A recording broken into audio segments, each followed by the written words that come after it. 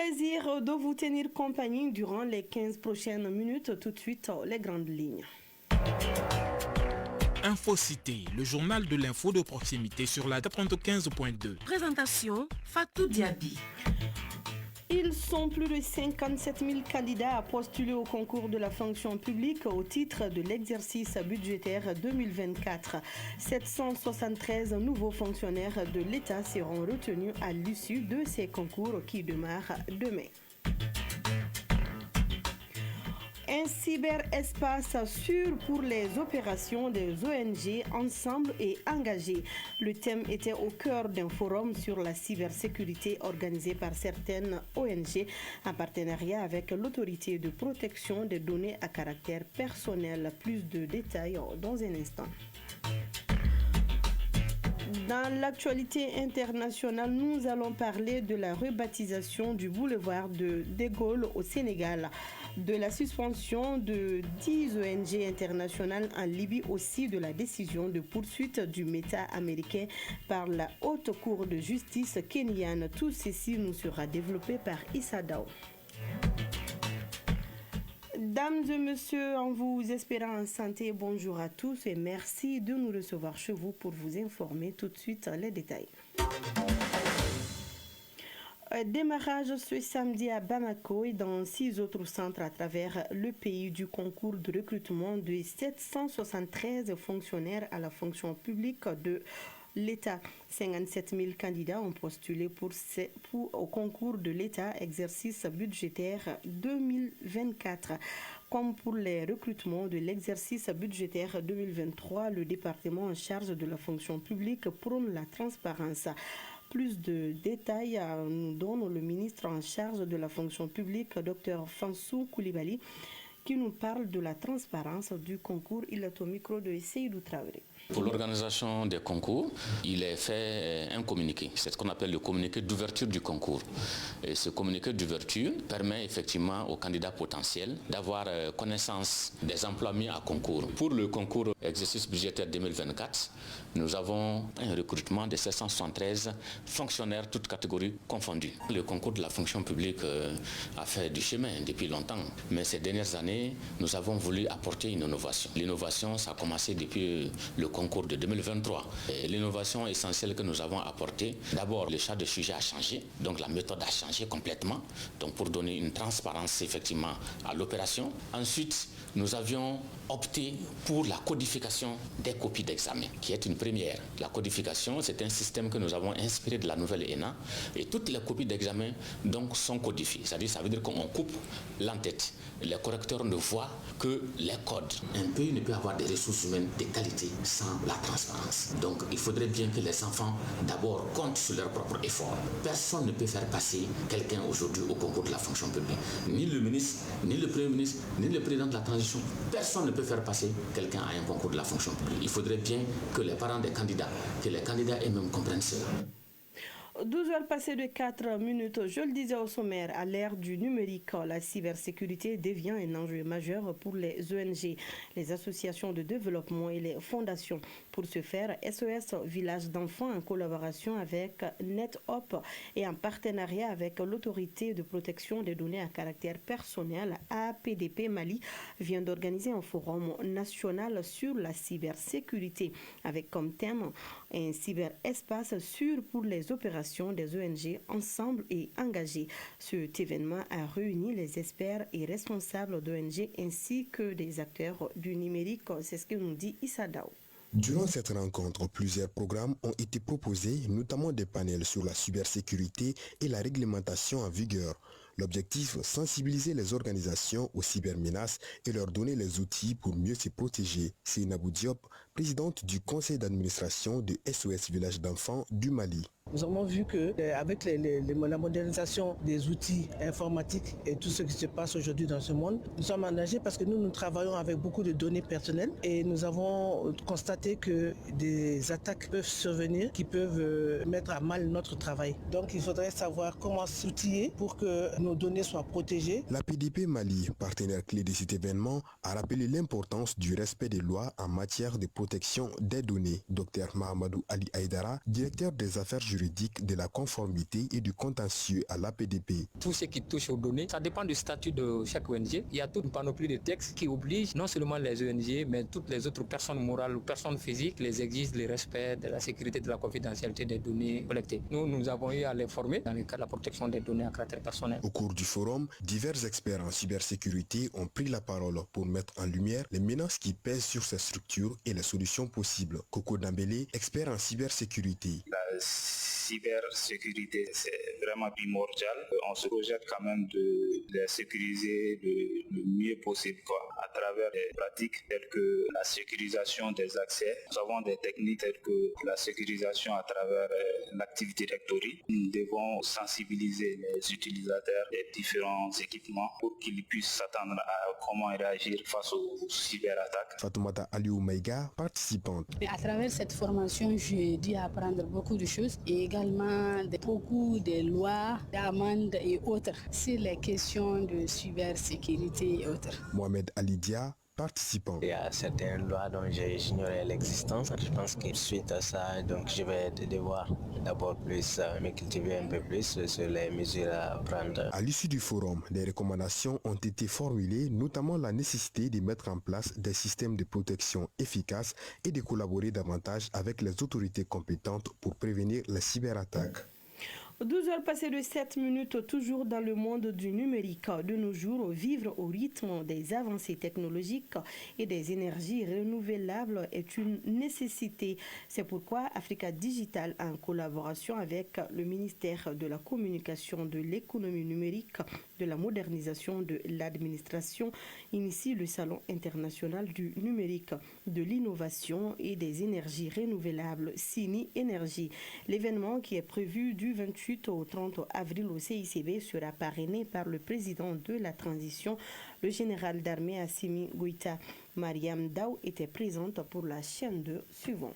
Le Salon international du numérique, de l'innovation et des énergies renouvelables, CINI Énergie, se tiendra du 28 au 30 avril 2025 à Bamako. L'annonce a été faite par les organisateurs au cours d'une conférence de presse à l'Agence des technologies de l'information et de la communication AGETIC. Face aux journalistes, les conférenciers du jour ont exposé en détail l'utilité de ce salon pour le Mali. Djakardia Ongoiba, directeur général d'Africa Digital. Ce sont en fait la technologie de demain et l'énergie du futur. Avec ces deux disciplines, on peut dire ainsi CINI sera. CINI sera parce que les technologies de l'information sont au cœur de la révolution numérique que nous vivons aujourd'hui. CINI sera parce que l'industrialisation du Mali, des pays de l'AES ou du continent africain se fera sur la base d'un développement énergétique édifiant, prédictible et prévisible. Le développement du numérique fait partie des priorités du gouvernement, nous dit Mohamed Ag Al-Bachar, représentant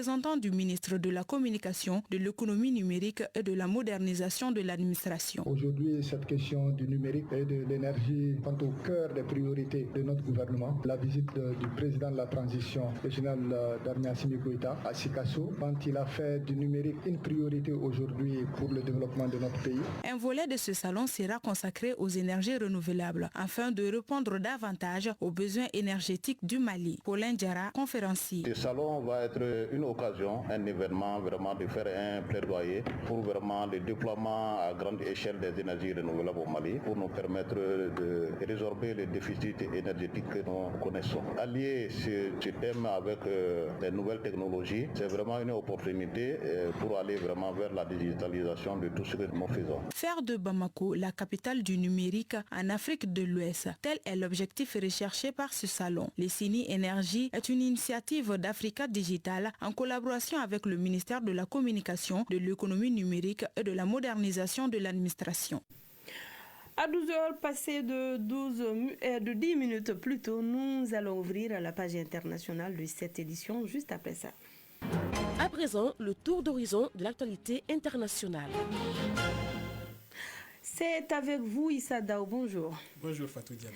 Alors, l'actualité de la sous-région tourne essentiellement aujourd'hui autour de la rebaptisation du boulevard de Gaulle au Sénégal, de la suspension de 10 ONG internationales accusées d'hostilité en Libye et de la décision de la poursuite du géant américain Meta par la Haute Cour de justice kenyane.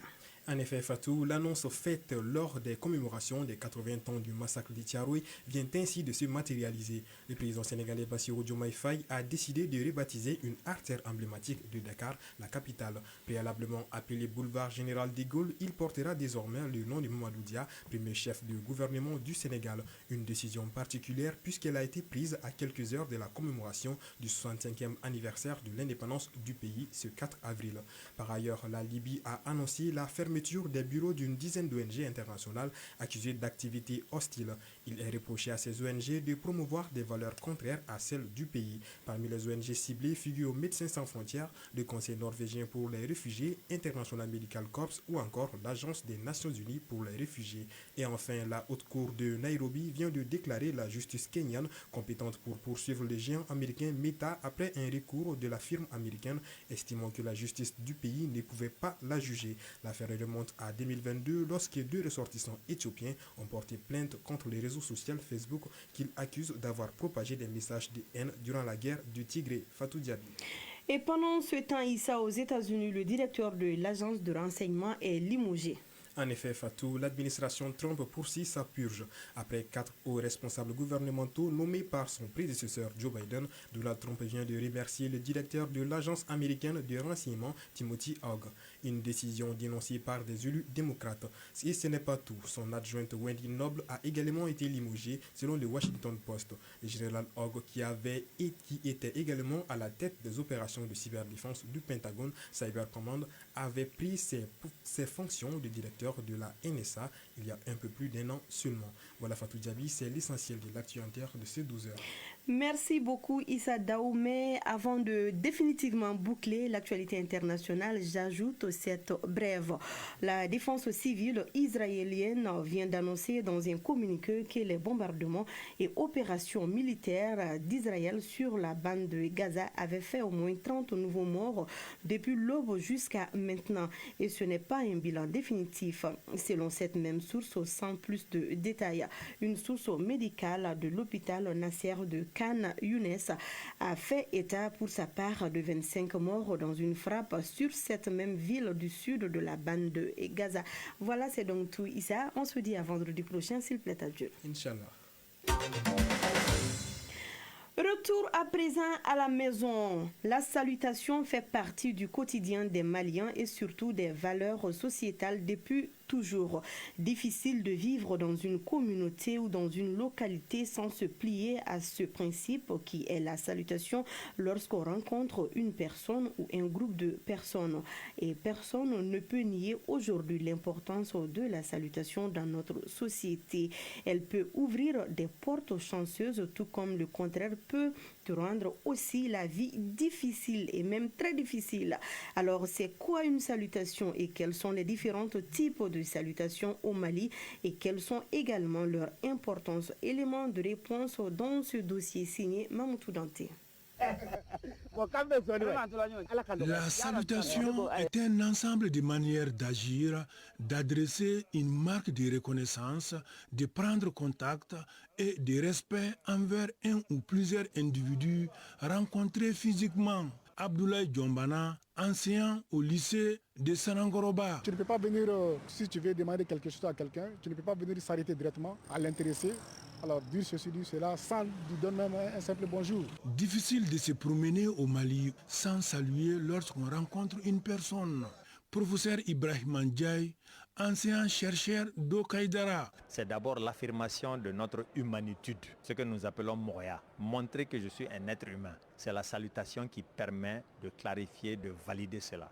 Donc c'est pour nous rappeler quel statut nous avons et quelles sont aussi nos responsabilités en tant que dépositaires de savoir et de pouvoir. Dans notre société, il est donc nécessaire de connaître les différents types. Il y a en gros 5 grands types de salutations. La première salutation, ça c'est au niveau de l'individu. On se salue nous-mêmes, donc on dit Ibeki Retanga. Deuxième catégorie de salutation, ça c'est vis-à-vis des aînés. Troisième catégorie, c'est ceux qui sont en dessous de toi. Après les aînés, il y a les puînés. Donc ceux qu'on a reçus, on doit aussi transmettre. La quatrième catégorie, ça c'est l'ensemble des rapports sociaux. Comme Maya Djuru, Adamadea Djuru. La dernière catégorie de salutation, ça c'est vis-à-vis de Andabama, Ambe Allah Barkada. Et en retour, nous recevons les bénédictions divines. Le manquement à la salutation démontre le déshumanisme d'une personne vis-à-vis de la société. Yuba Nimaga, enseignant-chercheur. La perception qu'on a de celui qui ne salue pas, ça peut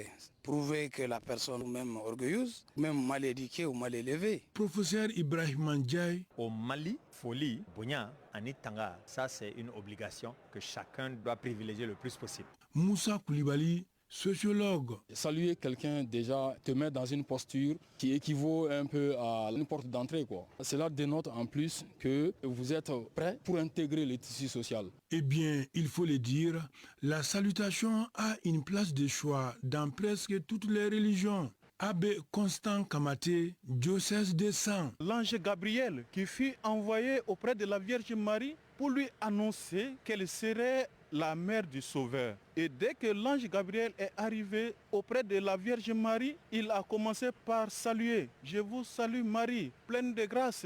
Donc la salutation de Marie aussi à sa cousine Élisabeth a suscité en sa cousine la joie jusqu'à ce que son enfant a tressailli dans son ventre.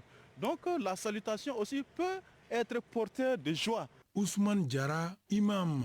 En matière religieuse, c'est une bénédiction, c'est une prière. L'islam nous demande de saluer nos proches, nos parents, les gens qu'on rencontre avec la plus belle manière. Et la réponse aussi devient une obligation sur celui dont on salue. C'est donc important de perpétuer la salutation dans nos différentes communautés et sociétés. Elle est le garant de la civilité et de la bonne éducation. Voilà qui est bien dit, Mamoutou Danté. La salutation reste chez nous, signe de bonne éducation. À présent, voyons les nouvelles du ciel.